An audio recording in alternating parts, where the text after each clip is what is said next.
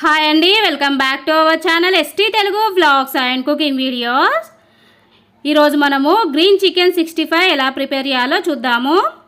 ముందుగా పావు KG chicken తీసేసుకొని వాటర్లో నీట్గా వాష్ చేసేసుకొని పక్కన పెట్టేసుకోవాలి. మనము ఈ చికెన్ 65 ప్రిపేర్ చేసుకోవడానికి బోన్లెస్ చికెన్ అయినా యూజ్ చేసుకోవచ్చండి. నేనైతే బోన్స్తో ఉన్న చికెన్ తీసుకున్నా.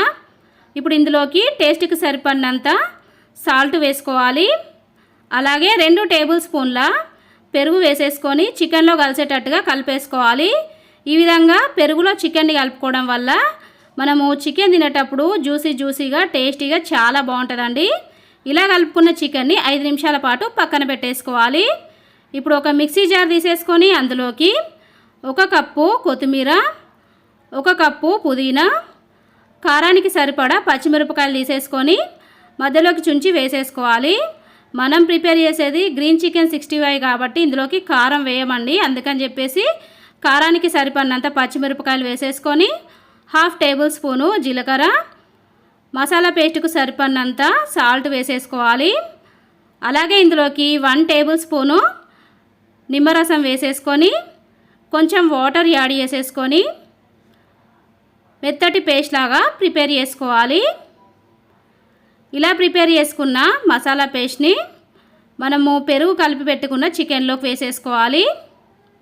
ఇప్పుడు ఇందులోకి 1/2 table spoon garam masala, 1 table spoon అల్లం వెల్లుల్లి పేస్ట్, 1 టేబుల్ స్పూను పచ్చి ధనియాల పొడి, అలాగే 2 టేబుల్ స్పూన్ల కార్న్ఫ్లోర్ వేసేసుకొని మొత్తం అంతా కలిపేసుకోవాలి.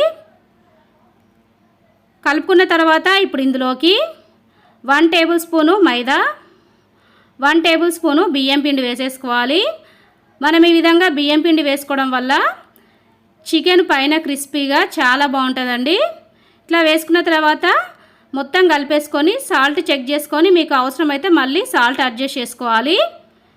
ఇక్కడ చికెన్ కలిపేసుకున్నాం కదండి. ఇప్పుడు చికెన్ ఫ్రై చేసుకోవడానికి స్టవ్ పైన ఆయిల్ పెట్టేసుకొని ఆయిల్ అయితే బాగా వేడైపోయిన తర్వాతనే చికెన్ పీసెస్ వేసుకోవాలండి.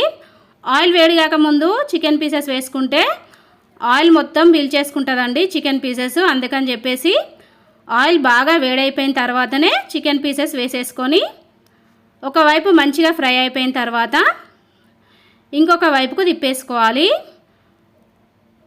ఇలా తిప్పేసుకున్న తర్వాత మంచి గోల్డెన్ కలర్ వచ్చేంత వరకు ఫ్రై అయిపోయిన తర్వాత చికెన్ పీసెస్ని ఆయిల్లో నుంచి తీసేసుకోవాలి. మనం చికెన్ పీసెస్ ఫ్రై చేసుకునేటప్పుడు ఆయిల్ వేడిగా ఉండాలండి. వేడిగా ఉన్నప్పుడే వేసేసుకొని గోల్డెన్ కలర్ వచ్చేంత వరకు హై ఫ్లేమ్లోనే చికెన్ని ఫ్రై చేసుకోవాలి. ఇదే విధంగా మిగిలిన చికెన్ని మొత్తం అంతా ఫ్రై చేసేసుకోవాలి. ఓకేనండి, ఫైనల్లీ ఇక్కడ మనకి గ్రీన్ చికెన్ 65 అయితే రెడీ అయిపోయింది. పైన క్రిస్పీగా లోపల సాఫ్ట్గా, తింటూ ఉంటే జ్యూసీగా చాలా బాగుందండి టేస్ట్.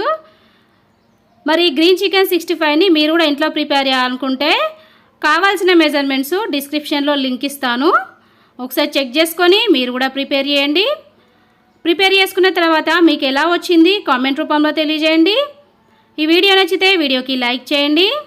మీ ఫ్రెండ్స్కి రిలేటివ్స్కి వీడియోని షేర్ చేయండి. Okay, bye friends. నెక్స్ట్ వీడియోతో మళ్ళీ కలుద్దాం.